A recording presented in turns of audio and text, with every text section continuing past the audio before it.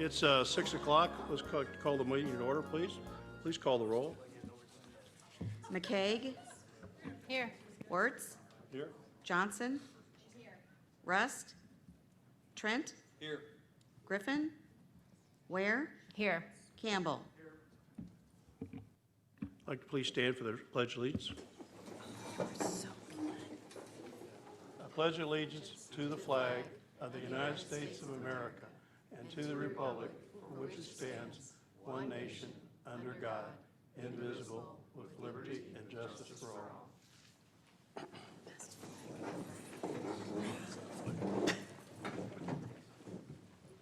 Now is the time for public comment. Do we have anybody wishing to address the board?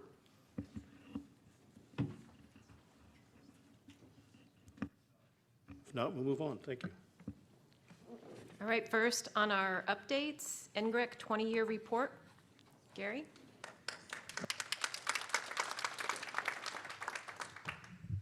Good evening, and thanks for the opportunity to briefly summarize our 20-year report. I thank the board for allocating time to do this and for your past support and continuing support of National Great Rivers. As we were putting this report together, I found that the accomplishments that have occurred over this 20-year period are much greater than I was even thinking. And so as we looked at all of this, we became really proud of what we've been able to accomplish in a relatively short period of time in terms of organizational evolution. So, I think that's due to, in a large part, to the staff that we've had. Over the 20-plus year period, we've had probably 250 people that have worked with NGRIC in one way or another. I know that since 2011, we've had 150 searches. We have over 50 employees currently, and we're sort of maximized out in that regard. But when you build a program like this, you can have a good idea, but it's difficult to make it happen unless you have a team that can contribute and become more than their individual pieces. And so I just want to recognize our staff that's here tonight. These are mostly members of our current staff, but they've played an incredibly important role in helping us realize and the achievements of National Great Rivers. So a big thank you to them. And the past staff that have come and worked with us for a while and gone on to other positions, we still have a very positive relationship with all of those folks, and they're strong supporters of National Great Rivers as well. So a thank you to them. I'd also just like to thank my leadership committee helped me put this report together. I've worked with a lot of people in a long career, especially at the University of Illinois, and I've never really worked with a group that was any harder working or dedicated or committed to a program than these folks are. So I just want to recognize Amy Monroe, Paige Metler-Cherry, and Dick Warner. They did an amazing job of helping me work on this report, and I greatly appreciate that as well. So getting that out of the way, I've been given a 10-minute kind of presentation guideline there. I probably won't make that, but I'll hopefully be close. It's hot in this room, so we'll be as efficient as possible. I want to think about a couple of words that I think are truly characteristic of National Great Rivers. And those words are confluence and synergy. And confluence in the sense of ideas coming together right here at the confluence of large freshwater systems. But throughout what I have to say tonight, I think you'll notice, or I'll note, areas of confluence where ideas came together to build something. And then synergy, I think that's totally characteristic of the National Great Rivers organization, where you've got individual pieces that are extremely competent in and among themselves, but when you bring them together, it actually creates something that's much bigger than the whole. So the synergy of this group of people here that we've worked with over the last many years have really created something that's much, much more than the sum of its parts. So moving on then to brief history. This came about really when I was a department head at the U of I for a fairly large new department in the College of ACES, Natural Resources and Environmental Sciences. And it was a it was a tough group of people because it was a bunch of small departments that we brought together, small groups of people from many different departments. And to try to forge that into a natural resource unit was a difficult task. So I did all the normal things, strategic planning, small group retreats, created curricula that cut across, all of the normal things, but there was still a gap missing, and that gap really was the opportunity to actually do a systems level field research on natural resources. And at the time, and historically, I'd been involved in and really interested in watershed issues, in freshwater issues, and later in my career, I became really interested in how humans were involved with that land-water system.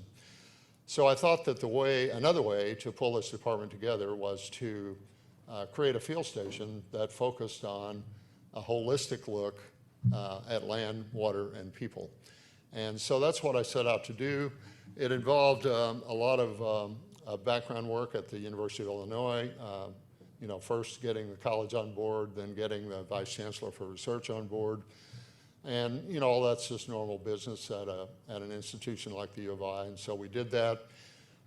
We also were at a time, budget-wise, when there wasn't a lot of free money, so it was very difficult to get money out of the U of I. So it was determined that the way to approach this was through a private development effort.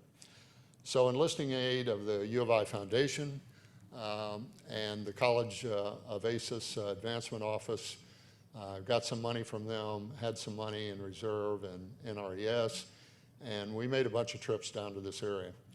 And over in St. Louis and Collinsville and Edwardsville and Belleville and Alton, and got a very positive response from folks thinking that freshwater is a critical issue. We know it is. We live on the river. And looking at how we can sustain and maintain a healthy river system is really important. So we got a lot of positive response.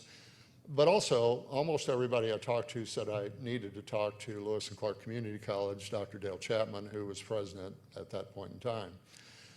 So I did that. And upon meeting Dale, we truly had a meeting of the minds because Dr. Chapman was interested in expanding the role of the community college on the community side. Enrollment was pretty good at that point in time. It was growing.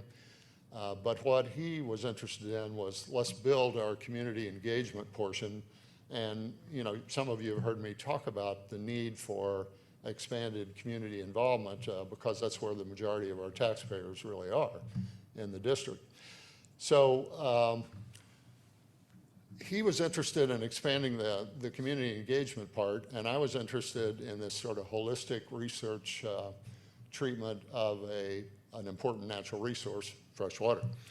So as soon as we got together, we had a true meeting of the minds, and that was a confluence of thinking again, but it was also a synergistic experiment because bringing a community college together with a land-grant R1 research institution is a big deal. It had never been done before in the past, and it was a pioneering effort. And so partnering on research and community engagement and education and outreach, which we do as well, and which has always been part of what we do, was the way we looked at this. We also thought there should be some other things that were involved. We thought it should be an efficient organization. It shouldn't be 100 people. It should be maybe a dozen scientists and support folks, and that the way we would thrive would be by creating partnerships.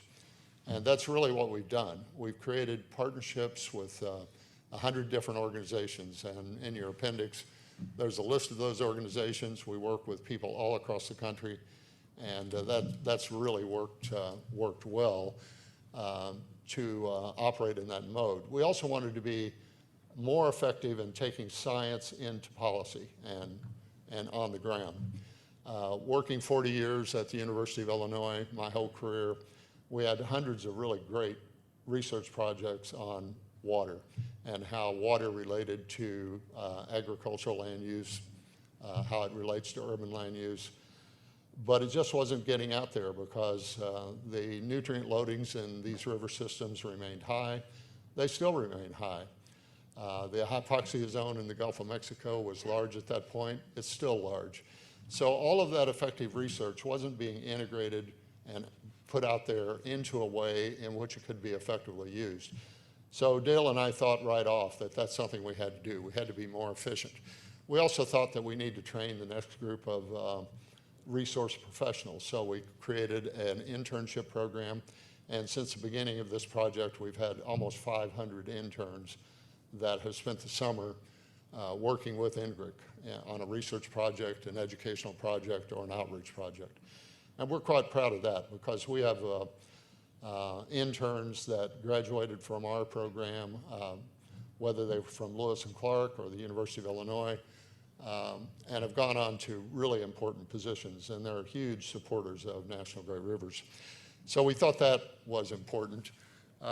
We also thought it was important to focus the Lewis and Clark side on community engagement, as I indicated, which we've done, and we have extensive programs in National Great Rivers that focus on communities, this community, but also that the research component of this would be the R1 institution, the U of I. And so that's the way we set it up. That's the way it's evolved. That's the way it still is, with two founding partners, the U of I and Lewis and Clark Community College, with incredible support from the state. We have a huge level of support in the state legislature, and we've been able to be effective in increasing our budget. I'll talk about that a little bit later, but I think it's, this model that we put together, land grant, community college model, the model of being efficient, the model of being lean and mean, so to speak. I think it's served us well, and it's built a lot of support. So our support there continues to grow. I believe that our appropriations there will continue to grow, as well as our grants and contracts. So I'm quite proud of the way this evolved and the way that it's occurred, and I think it's built a system with great strength. That confluence of thinking, that synergy of building something that's much bigger than its individual parts, have all played a role here. So if we could move on to the next slide. I just want to briefly talk about our mission. We established a mission right away to study these large rivers, their watersheds, and the interactions with the human communities that were in this. We also developed a working model, and that working model was this idea of being able to take science, whether we do the science or whether we collaborate with others that are doing the science, or whether we build a bigger team that's doing new science, take that through educating the public and finally into the policy arena. And that model has served us well and is a really appealing argument for our legislative friends. They like the idea of being more efficient and actually seeing something happen on the end. So that's our working model. Our vision is to be the leader in freshwater research, education, and outreach nationwide. We've actually achieved a significant part of that vision in that we are the leader in the Mississippi River watershed, which is 2/3 of the country or more. So just to set the stage, we'll put that in the background and move on to talk about research. And I just want to highlight 2 or 3 things in research. We have hundreds of projects. We collaborate with many people, but I want to talk about Great Lakes to Gulf, and you may know what that is, but one of the problems in taking water quality data into the public arena and making something happen was the fact that it was difficult to get comprehensive data that you could actually use. There were 12 or 13 organizations in this country that do wonderful water quality sampling, but their sampling methods were different across the 12 or 13 organizations. Their analysis methods were different across the 12 or 13 organizations, and consequently, the data was not comparable very easily between organizations. Plus, these entities were siloed. People within USGS used USGS data, people in federal EPA used federal EPA data, but there was no cross-cutting system. So what Great Lakes to Gulf did, that's a partnership with a national supercomputer group at the U of I. We partnered, we both supported this, and it created an integrated database that cuts across all of these data silos. And we've normalized the data to accommodate sampling techniques and to accommodate the different analysis methods. So right now, you can get into our dashboard and you can look at phosphorus across 10 streams in Illinois and know that you've got the best set of data possible, and it gives you a better foundation for making a decision in terms of what you need to do. So if I pointed to one thing that I think is the hallmark of what NGRIC's all about, it's that kind of a project where we solve a problem that's been out there for a long time, and now the result is that NGRIC is the go-to organization for the National Hypoxia Task Force that works with 12 or 13 states in this central corridor of the Mississippi to provide standards for citizens of the state on how to manage their lands and what water quality needs are out there. So we're the go-to organization for that, and I think that's really a good example of what NGRIC's all about in terms of the research that we do. I'll also mention the Wetlands Collaborative. We have a Wetlands Collaborative. Wetlands are really important. You guys probably know that they're the sort of the last link between what happens on the land and what happens in the water. They serve as filters. They serve to slow flooding events down. They play a huge role in water quality. They play a huge role in the ecological dynamics of the system. And in this state, they're not really protected. There are very weak guidelines. And recently, the federal EPA, the Supreme Court knocked down the previous law regarding wetlands protection. So we have a lot of work going on with that wetlands. You know, in this state, you may have a wetland in the middle of a field that's disconnected from any river system, but that wetland is extremely important, but it has no protection, no understanding of its value. And so we have a team doing a lot of work in terms of wetlands in this state. And then finally, I just want to mention emerging contaminants. And this one to me is kind of, it's interesting because one of the focuses is on microplastics. You've all read about this. Every water bottle you have up there is filling you up with microplastics, but yet we don't really know what that means. And microplastics have just come into the forefront in the last few years, but yet they've been around for a long time. So we have a major project on plastics. We'll be holding a regional level meeting here in the fall to bring groups together to talk about the current state of research and where that's headed. So an important issue, but also forever chemicals. You've probably read about that. So Teflon skillet that you used to have, it's shedding stuff off that are actually chemicals that do not degrade. They're there forever. That's kind of scary to me. We're working with that work as well, and we'll continue to do that. The other thing that we've been kicking around a little bit is thinking about what it is we don't know.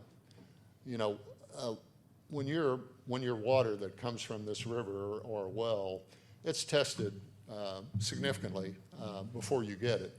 But we test for what we know, and we don't test for what we don't know. And so, you know, we know about PFAS now. That just came up, these forever chemicals in the last few years. We know about microplastics, but what else is out there that we don't know?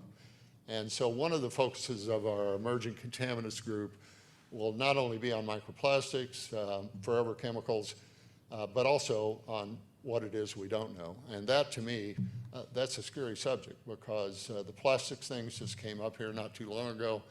We just started hearing about forever chemicals not too long ago. You know, what's next? So we're working in that area. I just want to mention that the Great Lakes to Gulf database, you can read that yourself, but 45 million individual data pieces, that's a huge thing. That's why we need the National Center for Supercomputing to do this, and we're fully partnered with them. So let's move into education. I'm trying to be quick so that we can get through this. want to mention 2 or 3 different things. One is the Sikorsky Water School. We have partnered with Sikorsky Crystal Company in Austria. They make wonderful binoculars, fantastic jewelry, and they're very dependent on clean water.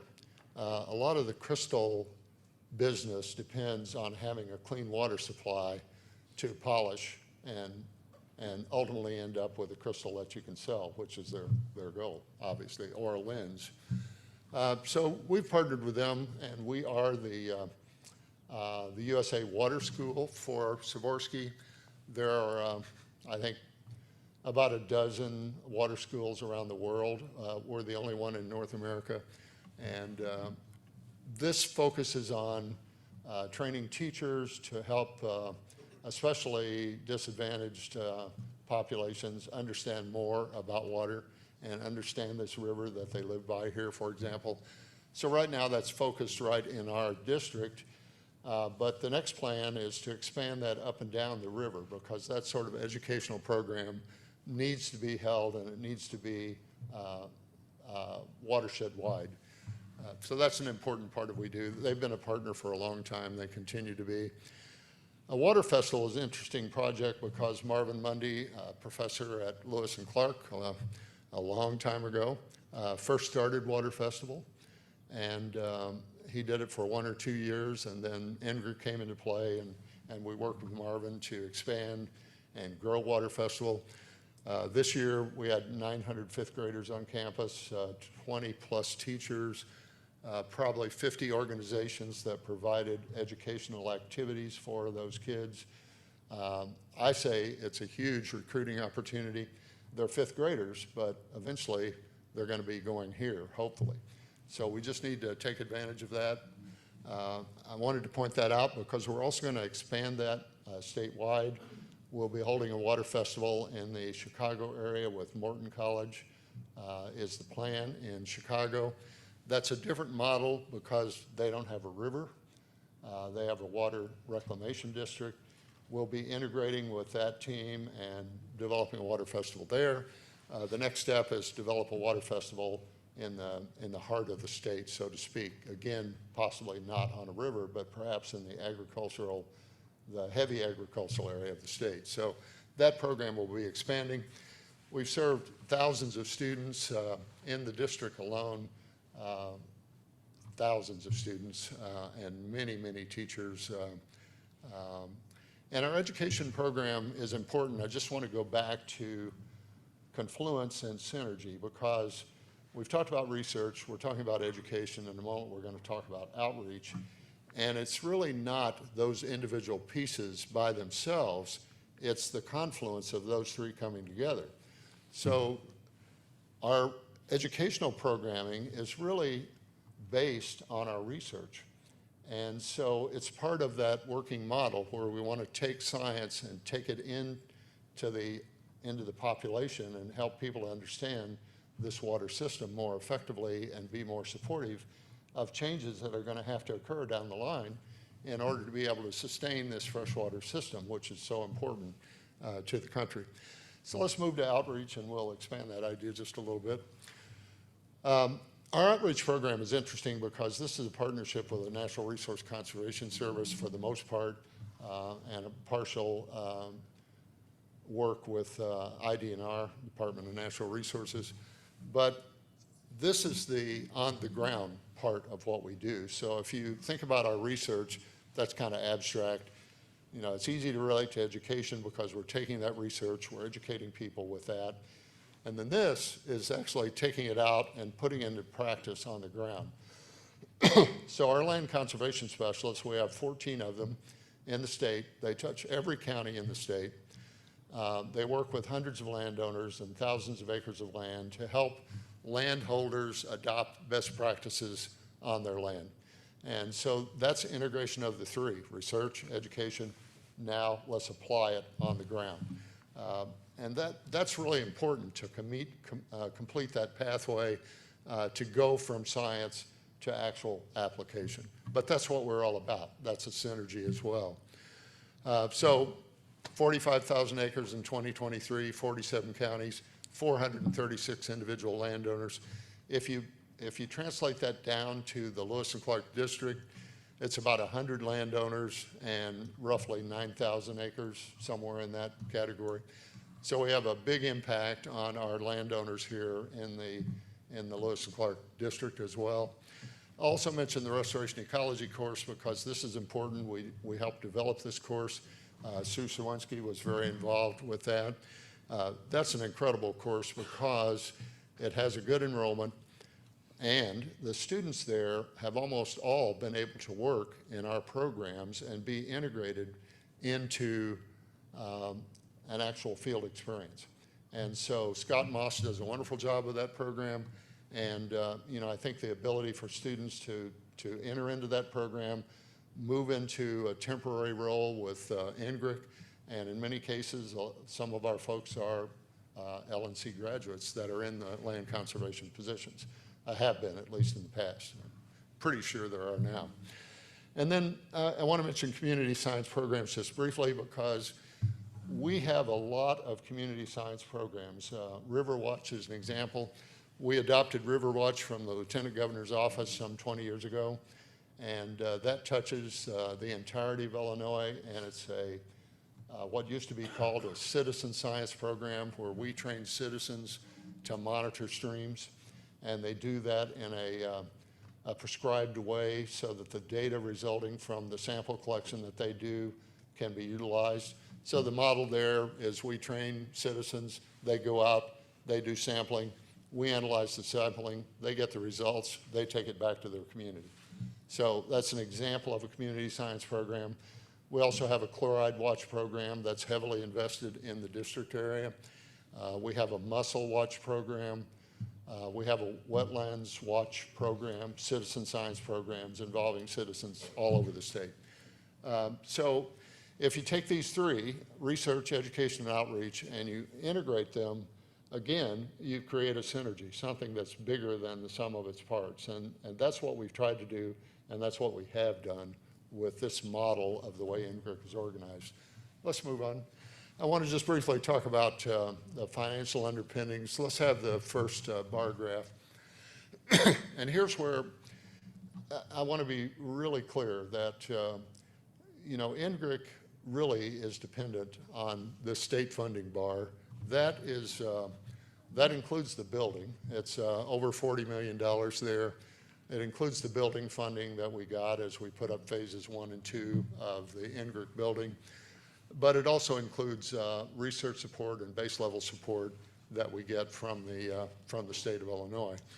The other two boxes there are two founding partners, Lewis and Clark and U of I, and both of those partners have been integral to our success, and they've been integral to our survival. And especially I want to say about Lewis and Clark. There was a period of time in which, while we had grants and contracts, we didn't have enough sort of base program support. Lewis and Clark stepped up to the plate at that point in time. And I want to recognize that because that's a really important accomplishment for the community college to recognize the potential of NGRIC and to invest at that point. That didn't save us because we wouldn't have went under, but what it did was allowed us to maintain our momentum. Otherwise, the sort of momentum of building an organization would have been constrained at that point. The good news is that at this point in time, there's no support that comes from LC. We've reached the point where we're totally self-supporting. We support our program internally with grants and contracts and state funding, and we don't have any dollars flowing from the college, at this point in time. U of I continues to contribute. Certainly, the NCSA partnership is a huge contribution, and that's a valuable contribution that's allowed us to do something which is unique in this country. Let me have the next one. These are our sustaining partners, and we have 100 partners, but the sustaining partners are groups that we work closely with, and we plan a program of work jointly between the partner and us. So that's why they are a sustaining partner. NRCS is a perfect example with our outreach program. That work is planned jointly with NRCS.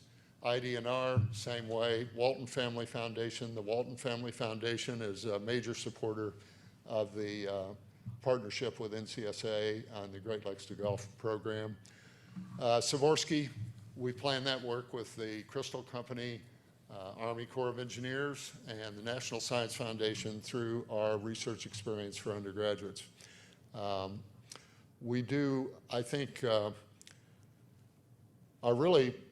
it's really a positive situation to be in, and I wouldn't, you know, when I began this project, I never thought we would be at this point where I can show you sustaining partners that are invested with us to do something, and again, it's a synergy. It's building something that's greater than these individual parts. That's what we do, and that's what we're doing. So these sustaining partners are growing over time, and let's see the next graph just briefly. The top line is the total, and all I really want to point out of this is the state of Illinois there is sort of plateaued out. That's our $4 million appropriation. And then what I want to look at, though, is this upward trajectory. And, you know, in the early years, we were kind of struggling along trying to get somewhere where we could get a critical mass of scientists and educators and outreach folks to get to the point where we have a solid base for moving into the future. We're at that point now. We have a national reputation. We have 100 partners. We're building our program. We're building our external grants and contracts. We're independent financially. We're right at the point where we can do something remarkable over the next 20 years. Let's move to the next. So I'm thinking about the next 20 years. There are two areas that I just want to focus on. There are a lot of things that are going on. One is the Freshwater Policy Institute, and that is a new initiative of NGRIC, which is to focus on the policy side of this.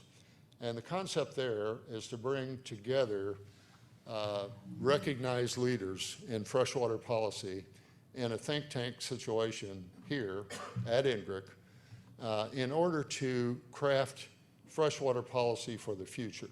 And also in order to determine, again, back to what it is we don't know that we need to know in order to sustain and protect this freshwater system. So that's an initiative that started a couple years ago. We're looking at that as a basis for a strengthening of our building. We have a capital request in for a third phase of the NGRIC building, which would be the Freshwater Policy Institute. The other program I want to talk about is called the Agro-Ecosystem Sustainability Center. That's a program at the University of Illinois. And essentially what that program does, it's led by Dr. Caillou Guan. We've worked with Caillou for probably 8 or 9 years. When he first came on the faculty, we started working with him. He's now, with a lot of support across the entire university, created an entity called the Agro-Ecosystem Sustainability Center. So what that does, it uses satellite imagery, high altitude photography, artificial intelligence, to be able to put all of those data sets, so to speak, in a model and be able to predict within a given land area, a farm, exactly where trouble spots are in terms of soil and nutrient loss. And so essentially what Caillou has done in creating this center, and which we're a founding partner of, what he's done is to make the link between our Great Lakes to Gulf, which is at the watershed level and has nutrient loading trends at the watershed level. He's been able to develop the link between that and what goes on in the actual field, which our folks are working out there already. So now we call that our upstream downstream model because you know, we have the upper level nutrient trend analysis for watershed levels. He makes the link. We're able to apply it right on the ground. Now, obviously, our professionals out there, they can see that on the ground as well, but they're not everywhere in the state, whereas this can predict these trouble spots in advance and allow us to actually take our science into the field, help the landowner do a better job of protecting their fields and consequently protecting this water system that we so depend on. So let's go to the last slide. I'm going to wrap this up. I'm getting a look here, so.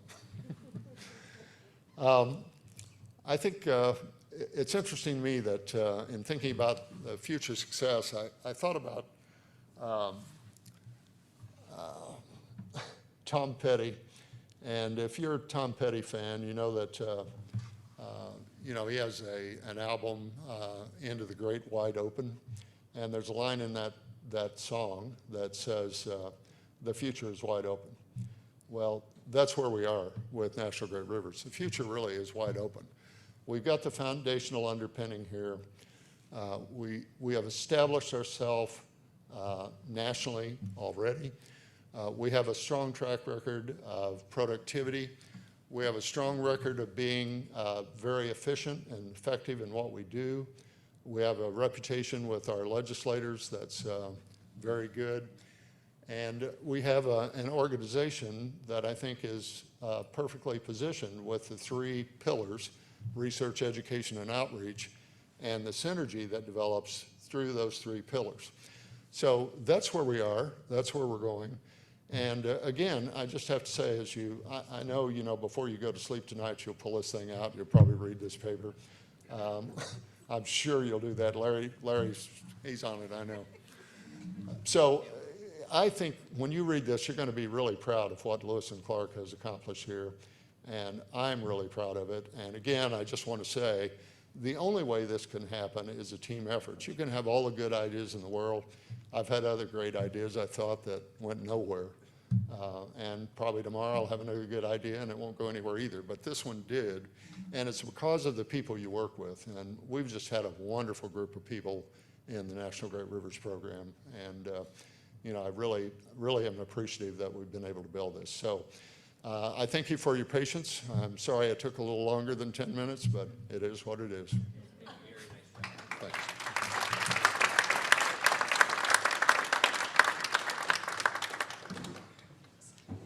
Thank you, Gary. Next, the enrollment update. I have a 2-hour enrollment update that So I'm filling in for Amir. Amir and many members of our student services team are at Aleutian Live conference in Austin, and they're on their way back, actually, I think tomorrow.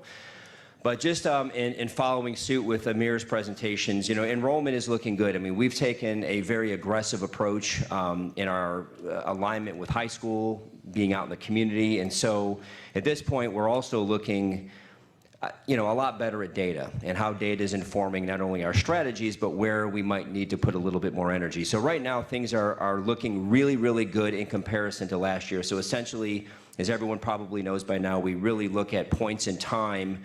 Where were we at last year? Where are we at this year? So I'm going to highlight a couple of things. So enrollment, the total enrollment student count prior year, so around this time last year, we were at about 559 students. This year, we're at 780 students. So we're up significantly this year. Enrolled credits is also an important one. I mean, that's where we generate our revenue.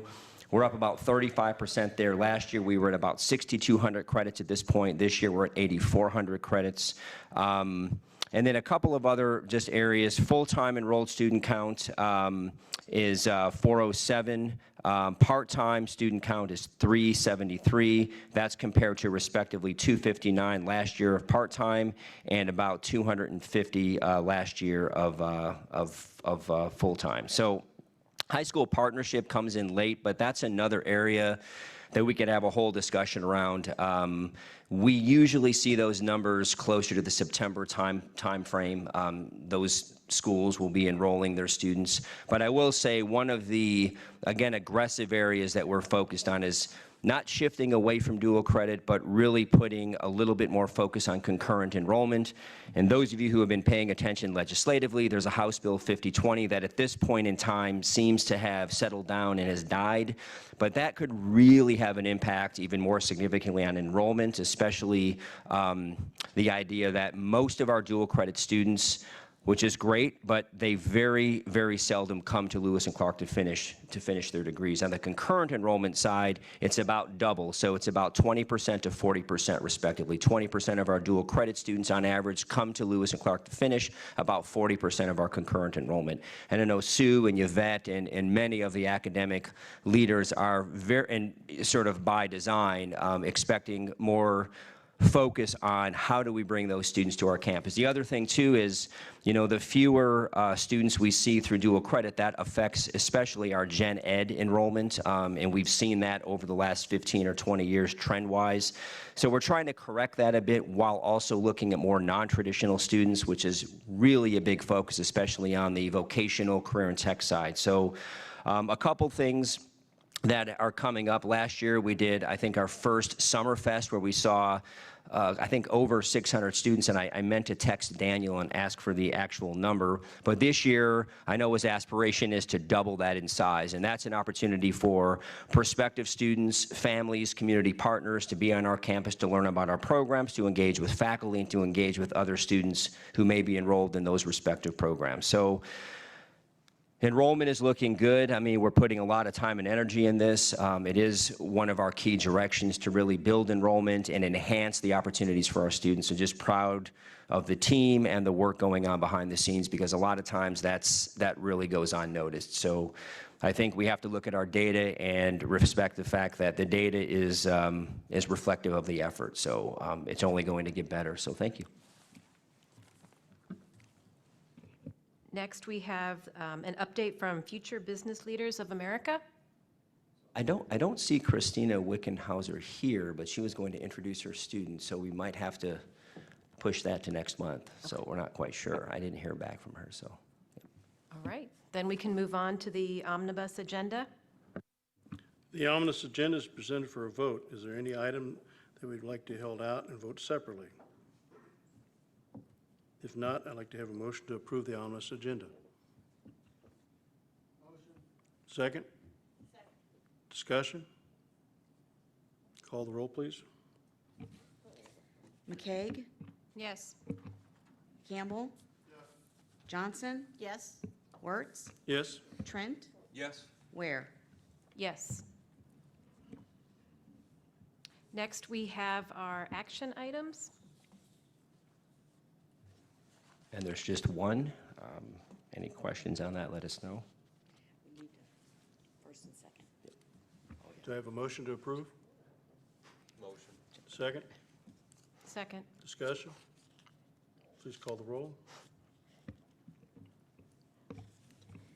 McCaig, Yes. Campbell. Yes. Ware, Yes. Wertz, Yes? Johnson, Yes. Trent, Yes. Griffin. Not here. Next are informational items. So just on the informational item, I know Dr. Artis will typically come up and sort of highlight the recognition report. Otherwise, if there's any questions on A through C, just let us know. Thanks. All right, we'll go through these quickly. We've got 3 individuals who were highlighted on page 107.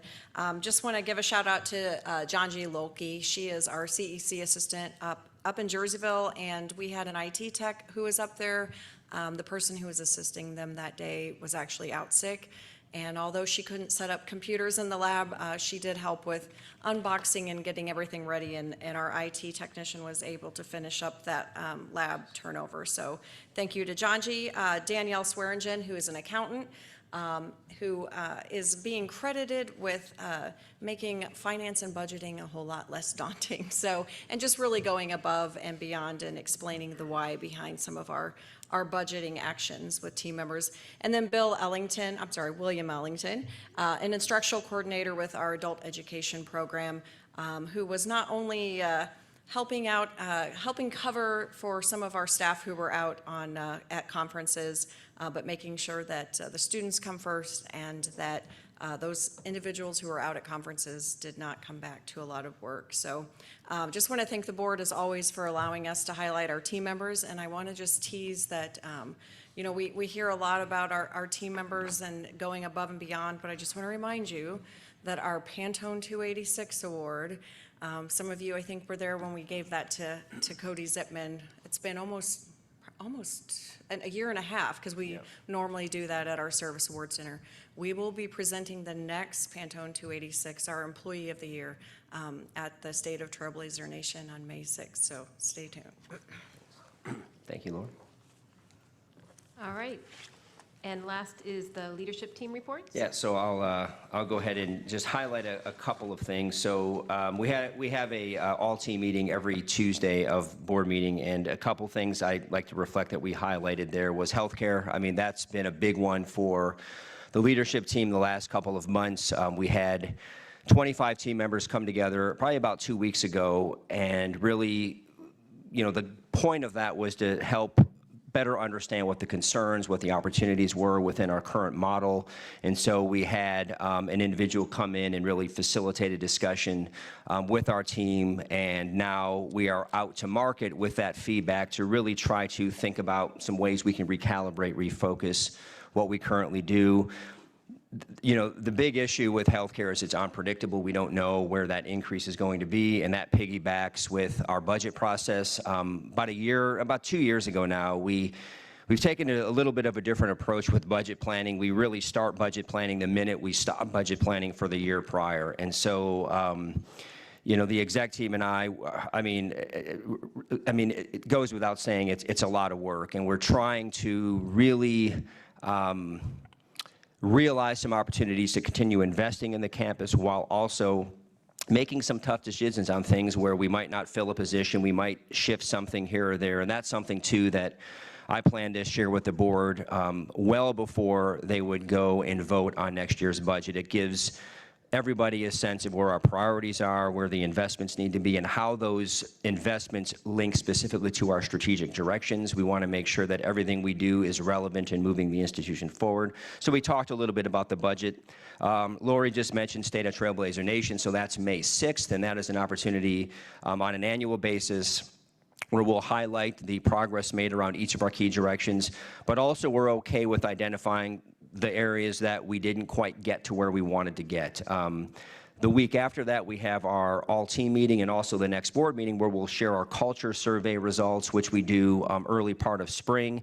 Those results will sort of already be out there because we share that with the State of Trailblazer Nation, plus the board will get that at the next board meeting. But essentially, we measure our progress around some key indicators there that we as a campus felt were really important to not only building culture, but sustaining a positive, collaborative culture on campus. And while I think, you know, obviously I've seen the results, they're really good, and I think we've beat every benchmark other than one, maybe two. You know, I'd always say we have a lot of work to do. You know, there's so many opportunities for Lewis and Clark to keep growing and to keep thriving in everything that we're doing. Next week, there's a small team of us, myself, Dr. Sawinski, Mary, Christina Wickenhauser, and Debbie Witzkin will be traveling to the Higher Learning Commission Conference. I get there Friday. We have an alumni event Friday, and then Saturday we have a president program that starts at 7:30 in the morning and goes the full day, and then the conference actually starts Sunday. But that's a really important conference for the campus. It allows us to engage with colleagues around accreditation, and obviously we have a few things that we're working through based on our last visit. So Sue will be sort of focusing on that during that visit as well.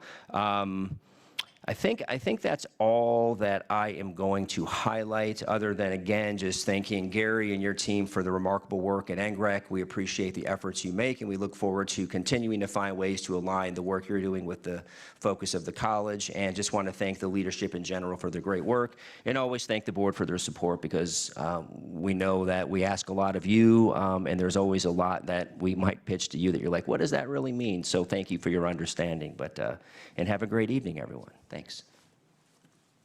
Meeting adjourned. Thank you. Thanks.